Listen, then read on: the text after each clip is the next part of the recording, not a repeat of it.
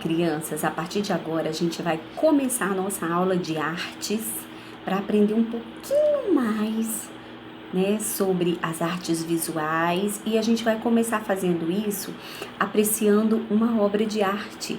Vamos comigo? Vamos lá? Olha só, a tia Fernanda colocou essa imagem aí no anexo que vai trazer pra gente essa obra de arte. Aqui está pedindo pra gente observar a imagem abaixo. Se a gente der uma olhada nessa obra de arte, a gente vai perceber que ela tem, né, o fundo dela aí bem amarelo, bem claro, bem chamativo, e ela é constituída principalmente de pontos e linhas. Vamos dar uma olhada? Olha, a gente tem linhas aqui, né, sendo cruzadas aqui, linhas na diagonal, linhas na horizontal, linhas na vertical. Nós temos linhas curvas, né? Ó, linhas mais grossas, linhas mais finas aqui. E temos vários tipos de pontos. Pontos pequenos, pontos maiores, um ponto bem grande, pontos coloridos, né? Ó, pontinho vermelho, pontos pretos. Esse aqui que parece um emaranhado de linhas aqui formando um ponto azul bem grande ao centro, né, da tela. E o autor desse quadro é o Juan Miró, e ele deu o nome desse quadro de O Ouro de Azure. E esse quadro é de 1967, com tinta acrílica sobre tela. A gente percebe que é uma composição artística que prioriza pontos e linhas na sua composição.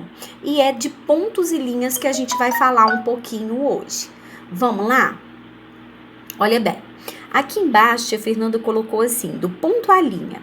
Sempre que o ponto aparece isolado em uma imagem, chama muito a atenção. Quando escrevemos, o ponto interrompe o que estamos dizendo e nos faz parar. O mesmo acontece quando nós observamos a pintura do Miró. O nosso olhar vai parando em cada ponto.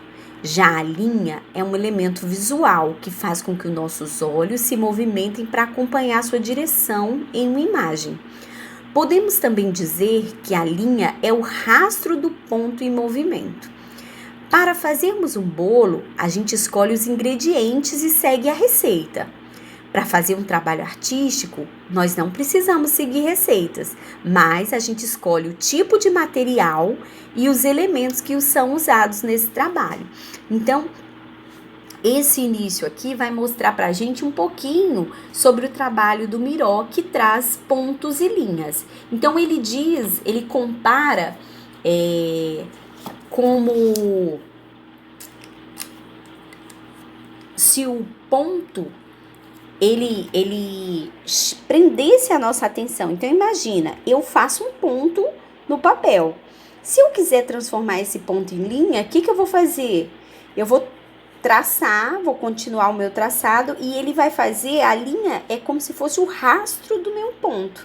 E eu posso formar uma linha a partir de pontinhos. Se eu colar um pontinho ao outro, eu vou fazer uma sequência de linhas. Olha que interessante esse raciocínio. Então, nós usamos muito pontos e linhas nas nossas produções artísticas, assim como o Miró. E aí, tia Fernanda trouxe aqui alguns exemplos de linha que tem ali no quadro do Miró também. A linha horizontal é essa linha reta, né, que a gente tem.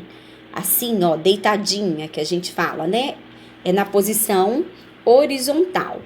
Aqui eu tenho a linha inclinada, que a gente chama de diagonal, que é traçando de um lado a outro, como se ela estivesse cortando na direção de um X, tá vendo, ó?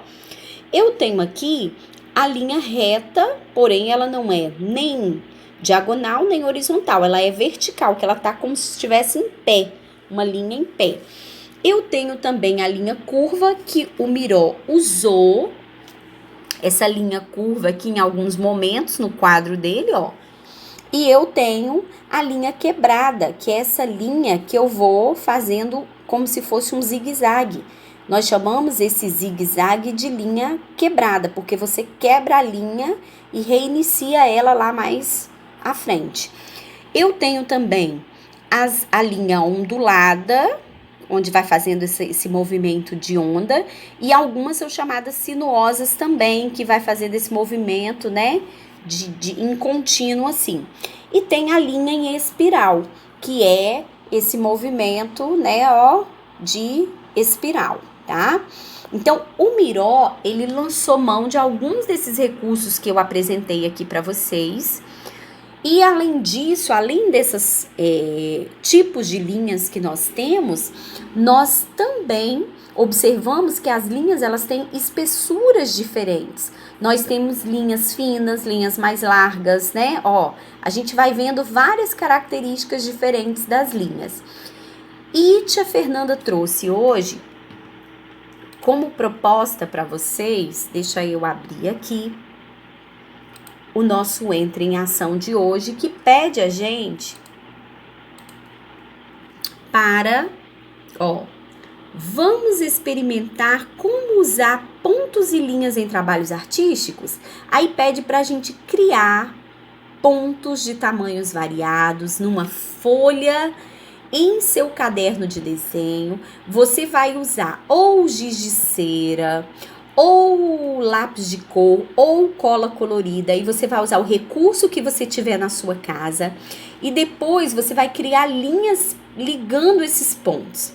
Você não precisa usar somente linhas retas, você vai usar a sua imaginação e criar a sua obra de arte, tá? Então, fica a critério de vocês estar criando isso daí no caderno de desenho de vocês. Sejam bem criativos, façam da melhor forma possível, tire foto e manda para tia Fernanda, tá? Tia Fernanda vai depois colocar aqui algumas fotos de como vocês podem fazer também, tá? Baseado em algumas imagens que eu vou selecionar para vocês.